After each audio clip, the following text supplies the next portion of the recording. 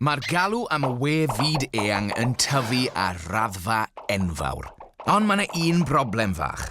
Mae'r byd yn ysu am ddotiau newydd, ond does na ddim digon ar gael I bawb. A dweud y gwir, bydd angen tua biliwn o parthau newydd dros y 10 mlynedd nesaf. A dyna lle mae ICAN yn gallu helpu.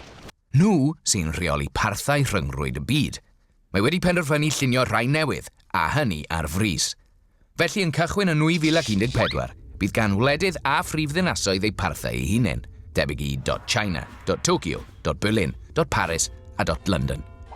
Ystyr hyn yw y bydd Cymru hefyd yn cael ei enwau parth eu hun yn 2014 diolch I Nominet, a bobl roddodd.co.uk I chi.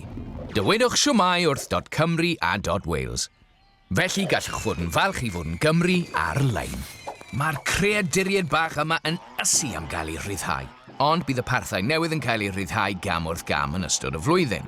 I ddechrau, byddwn yn gwahodd nifer o fusnesau allweddol a phobl enwog I fabwysiadu'r dotiau newydd ac I weithio gyda ni fel sylfaenwyr. Dros y 2 fis nesaf, bydd cwmnïau sydd â nodau masnach wedi eu gwarchod yn gallu cael gafel ar eu dotiau eu hunain.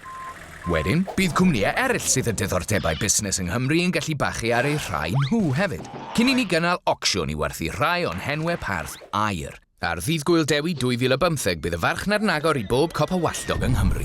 Felly, p'un ydych chi'n glwb chwaraeon yn Sir Benfro, neu'n gwmni trin gwallt ym Mangor, neu'n greu o beirianyddion technegol o Abertawe. Gallwch chi ddangos pa mor falch ydych chi o fod yn Gymru drwy fachu ar eich parth .Cymru a .Wales eich hun.